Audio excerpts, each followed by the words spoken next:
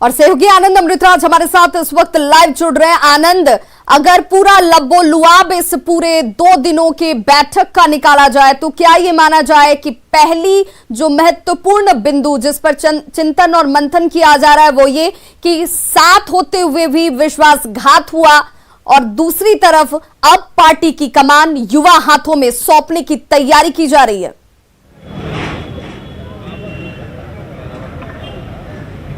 देखिए विवाह, निश्चित तौर पे राष्ट्रीय कार्यकारिणी की जब बैठक हुई थी और उसमें भी जिस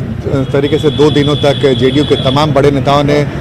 जो खुलकर हमला बोला था, अपने सहयोगी पार्टी को ही निशाने पे ले लिया था। आरसीपी सिंह हो या फिर नीतीश कुमार ने भी सारे शहरों में बड़ा हमला बोला था। और जाहिर सी बात है, प्रदेश कार्यकारिणी की बैठक में अमूमन वही तस्वीर दिखाई जा रही है। जो भी हारे हुए उम्मीदवार है, विधानसभा का चुनाव जिन्होंने लड़ा था, जो भी हार चुके थे, उनका सीधा गुस्सा अपने सहयोगी पार्टी पर निकल रहा है। और कई सारे नेता खुलेआम आरोप लगा रहे हैं कि अपने सहयोगी पार्टी की वजह से उन्हें इस तरीके से करारी हार का सामना करना पड़ा। कई सारे जेडीयू नेता ने यह भी कहा कि हम तो ईमानदारी से काम करते रह गए सहयोगी के साथ, लेकिन सहयोगी ने विश्वासघात किया। तो ये तमाम बातें चल रही है और अभी भी अंदर जो प्रदेश कार्यकारिणी की महत्वपूर्ण बैठक है वो बैठक चल रही है। तो आने वाले समय में, आने वाले 5 साल के समय में जेडीयू कैसे मजबूत हो, जमीनी स्तर पर उसकी पकड़ मजबूत कैसे हो, 2010 वाली स्थिति में जेडीयू कैसे पहुंचे, इसको लेकर लगातार चिंतन मनन का दौर जारी है। और इसी परिवर्तन के दौर में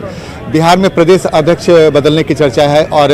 खबर आ रही है कि शायद आज जेडीयू को नया प्रदेश अध्यक्ष मिल जाए। अगर मैं आपके इसी लाइन को कोट करूं तो क्या ये माना जाए कि सहयोगी के तौर पर जेडीयू, बीजेपी, हम और वीआईपी, यही 4 पार्टियां हैं एनडीए में, और चुनाव से पहले ही हम और वीआईपी का साथ मिला है, तो क्या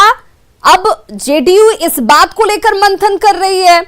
कि साथ होते हुए भी साथी ने साथ नहीं निभाया और इस वजह से जेडीयू इन आंकड़ों तक सीमित रह गई, जिसको लेकर अब कोशिश और कवायद ये की जा रही है कि कैसे उन संख्या को फिल किया जाए, ग्राउंड पर और मजबूत हुआ जाए?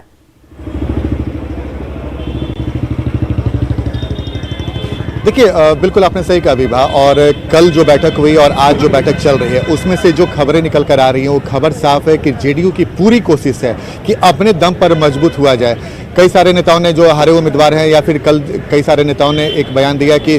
पार्टी को 243 सीट पर मजबूती से तैयारी करनी चाहिए। यानी कि जेडीयू की पूरी कोशिश है कि अपने दम पर हम इतनी मजबूती स्थिति में रहें कि आने वाले समय में अगर हम किसी के साथ गठबंधन में जाते भी हैं तो हमें कोई हल्का में लेने की कोशिश नहीं करे। तो जाहिर सी बात है, जेडीयू की सबसे पहली कोशिश है कि संगठन में